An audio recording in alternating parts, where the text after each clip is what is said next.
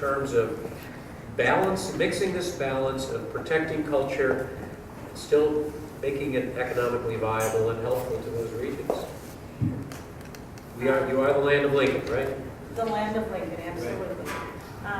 I think probably what has resonated with me most is, as a national heritage area, we have 42 counties, and it is our job through federal legislation to help communities in our counties tell their story of the life and times of Abraham Lincoln.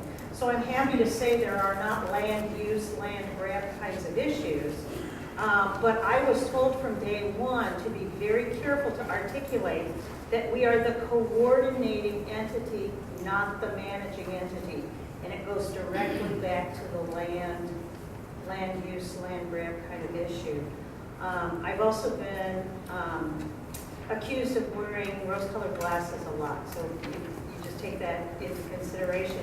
Because to me, if you've got the right collaborative group, and you've got everybody at the table that you can find, and if you find them later, you bring them up to the table, that helps everybody learn all the other sides of the story, and a lot of times those compromised positions can come out of bringing as many people to the table as possible. David, tell me a little bit about Maeystown, because Preservation Society and co-owner of the village, so we're dealing both with the history and the economics of that. What kind of, I say, I'm always looking for conflict, so I don't know what to say. Where are the problems here? Let's talk about that. Where have the problems been in preserving and taking advantage of that history and trying to bring people to Maeystown as its businesses? Bringing people to Maeystown has been... Maeystown, Maeystown, that's all right. It was called Maysville originally. I knew that. That's from my 1939 WPA guide, and that's what stuck in my head. Actually, it took a few years ago that Rand McNally discovered Maeystown and actually put it on the map. It was missing until about 10, 15 years ago. Rand McNally map. But we've been working hard to put Maeystown, which has been in existence since 1852, on the map. And we have had problems in trying to develop the heritage of our community and get along with the neighbors, so to speak. But it's been a pleasant experience for the most part because we realized that we have to work together. In our community, as we first arrived in 1988, 89, there was a highway that went right through the middle of town. A highway that went to the river.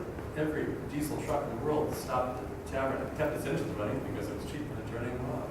And it was the foresight of Gloria Bundy, who was the granddaughter of the founder of Maeystown, and several others, to ask a simple question back in the 90s. Can we build a road around town to save our village? And that required the coordinated efforts of the federal government, the state government, and the county government. And we built a bypass. We had people who wanted to restore homes. They wanted to put new sidewalks in. But some of those sidewalks were going to take up beautiful pieces of landscaping. And we worked with the city and said, hey, can't we just cut 2-3 inches off the sidewalk and work that out? And we did. And so being a member of the board, actually the board of trustees for the village, which I was highly encouraged to be when I arrived in the village 25 years ago, has really helped. And we've had this opportunity to work together. But for the most part, the driving force comes from the private sector, people who spend their time and money to do this. But we have to work with the local government. And could you weigh in on this and tell us from your point of view how you fit into this discussion for this region and your particular cultural story, the challenges? My challenge is I'm one of the people that are in the middle, because when you're working with groups to try to do something, you have too many people that are against this, and this group doesn't trust this group. And so I'm one of the ones that's in the middle and just trying to get a balance of what's going on. But I'm also like a lone wolf, because when I get sick of what both groups are not doing and what they are doing to each other, I just kind of retreat.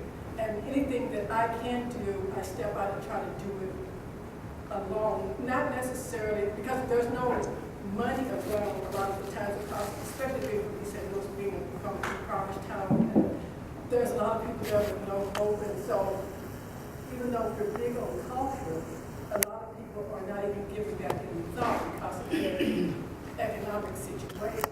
So as an artist, I try to find ways of telling our story, because that's one of my goods there. I try to document things in that way. mean, I think you would love to have the sort of debates that Maeystown has had, just to bring it up to that level where decisions have to be made.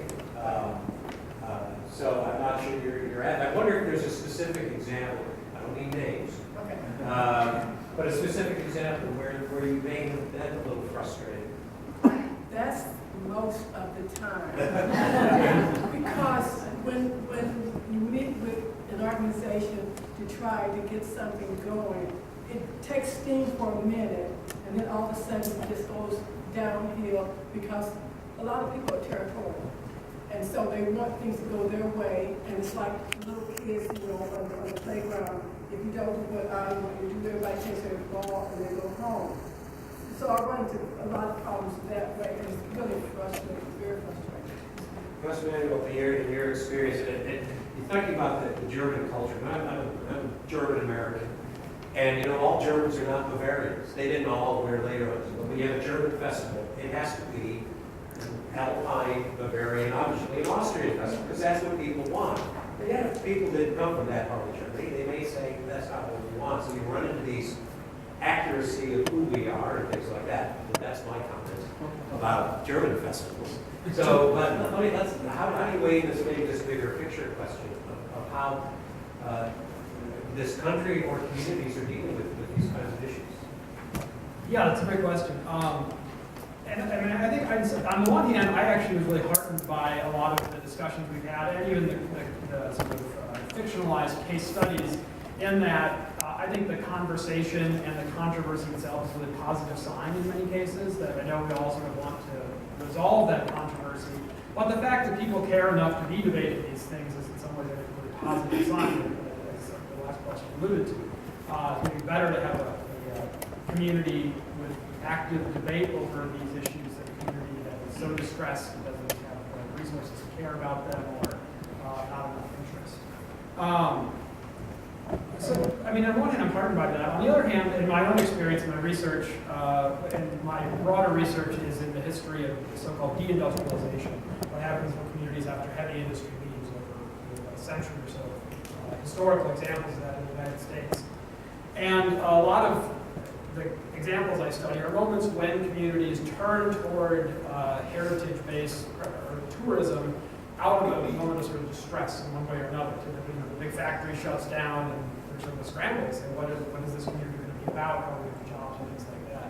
So I mean, I think one of the underlying things, the underlying issues underneath a lot of these discussions is moments of economic transition and perhaps cultural transition in a lot of these communities, and then the way in which history gets mobilized in that. So it's sort of a proxy for a lot of other concerns that are playing out in a lot of these communities. And again, I'm going to go to Bill here in a second, because the question in my mind is the idea of commercialization, which can mean successful economic development, people coming in and doing things. It could also mean Disneyland or Disney World version of American history. Bill, this is a place that a lot of people would probably say, what's there to do there, right? I wonder what kind of pressure over the years there has been to say, how can we make this more fun, right? Because it's intellectual. You have to imagine what was here. I mean, this building, this exhibit was a big part of it, I know. But explain this idea of how do you balance bringing people in a way that doesn't demean or lessen or misrepresent the story you're trying to tell? It's a challenge. We are, first of all, we're run by the state of Illinois. We're a state historic site. But we weren't always what's called a historic site. One time we were a state park. And people had that concept of Cahokia as a recreational place, a place to come and picnic and play baseball and swing on the slides and things like that. Run up and down the mounds, and what had happened is the site had suffered because of that. We reclassified the site as a historic site in the late 70s or so, and began cutting out a lot of the recreational activities. There was a campground here, we closed that down, they're opening one at Horseshoe Lake, which is a state park.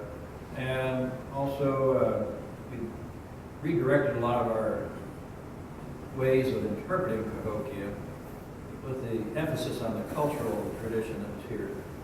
And because that's the importance of Cahokia. In 1982, as I mentioned, we were recognized as a World Heritage Site by UNESCO, and that really was an impetus for eventually getting this building. The state felt an obligation to build a new facility that really told the story of the people that were here. And one of our goals is to try and get past a lot of the misconceptions or stereotypes people have about Native peoples. And we have the movie Plains Indian as the basic image most people have. And this is a very different culture. We try to make it enjoyable in a way, but not necessarily a fun place where they come and play. But there are places where people can do that on the site. We have a picnic ground area. We moved all that recreational stuff into one location where there used to be a drive-in theater. And it's kind of a disturbed area, so there are pavilions there. But the core of the site is developed as a cultural site with interpretive trails where there used to be roads and things like that. So it's been a challenge to sort of re-educate people locally. Well, I used to run up and down those mounds or sled down those mounds when I was a kid, or you ruined it when you cut down all those trees off the big mound. And because that's what their childhood and original concepts were, but they really needed to re-educate. Do people see it, or let me ask this, is there a measure of the economic impact that this site has had on here? Because that's really what we're talking. We're not just talking about preserving and protecting. We're talking about why is this good, not for the goodness of our hearts, but why is it good economically? Well, one thing that I can point to is, just the attendance that we get, in our old museum, which was near Mounds, our biggest year was about 100,000 people. When we opened this facility here, we're getting 500,000 people every year. It's tapered off some as the newness has worn down and our budgets have been cut and some of our days open have been cut. But that has an economic impact on the local area, especially with rooms and restaurants primarily, but also shopping opportunities. So it's bringing more people in. We have international recognition. We get people from 80 foreign countries every year, and they're all 50 states. So people still tell us we're the best kept secret. Yeah. And so we're still trying to promote and get the information out. From a business plan, and I'll ask any of you this, is history or the preservation the lost leader in this? I mean, does it, what's the investment up front that is going to pay off, and how long does that payoff take? Is that the hard part? Is that the hard part of this equation? Because you're preserving the building, or you're taking an old flour mill and turning it into something else or whatever. That's an investment up front. Do people understand that, or is that where the failure is as well? There's got to be failures. I would like to speak on that. I would like to speak in terms of the preservation of history and culture to lead to economic success, because from where I'm from, there's a lot of people that don't know enough about their history. So when you know enough about your history and you teach that history to the children, you give people self-pride, self-preservation, and self-worth, then you can in turn try to do some things economically to bring funds in there. But when you have a group of people that don't care very much about themselves or think that they have done anything great to even be acknowledged, then therefore nothing changes in a positive way, so you go down here and up here. Yeah, I wonder, even in the Lincoln area where we would think everybody would know lots about Abraham Lincoln, you probably do a lot of explaining, raising awareness of what that history is first. I suppose this is true of any historic place, but it's those closest to the Lincoln story who probably know the least about it. We have people coming from all over the world who have done more research about Lincoln than so part of our awareness is to build up that pride in the Lincoln story, and then the whole idea that in telling that story, not only are we keeping our culture and our history alive, but we're providing an opportunity for other people to come take advantage of it. Take any questions or comments, because I can keep talking about this all night long. I'm going to go here first and then we'll come back. I have two concerns. I did a documentary film about East St. Louis, and I was there for 6 years, and feel real strongly about their situation, which really is entirely different in many ways, culturally speaking and economically speaking. Also, I'm from a dying small river town in southern Illinois. And the opportunities that they have passed up, buildings have fallen down, they've torn out buildings down, put up metal buildings instead. So they missed the opportunity. Where is the door open for them? And the whole thing, it's not Lincoln, it's just a southern Illinois river town. There is a river heritage, and they have a small part in it. But there's no reason why this town should be dying. So I can't figure out how to instill, where does it come from the outside? Does it come from the inside?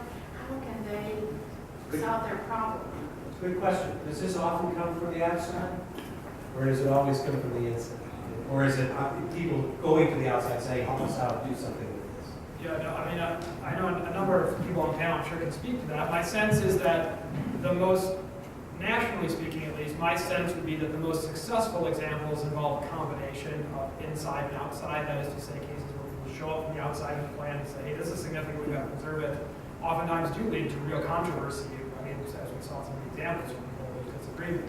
Where conversely, sometimes small groups of insiders might desperately want to save something and not have access to resources or networks that they need to make that actually happen. So I would say some combination of insiders and outsiders in a national sense is probably most successful.